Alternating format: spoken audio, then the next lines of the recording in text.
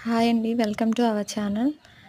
నేనైతే కృష్ణాష్టమికి నా చిన్ని కృష్ణుడిని రెడీ చేయడానికైతే తిప్పలు పడ్డానండి. మనకిప్పుడు కృష్ణుడి తిలకం ఉంటుంది కదా! ఆ తిలకం పెట్టడానికి కానీ, ఆ చుట్టూ చిన్న చిన్న బొట్లులా పెట్టడానికి కానీ, మా వాడైతే అస్సలు చేయనివ్వలేదు.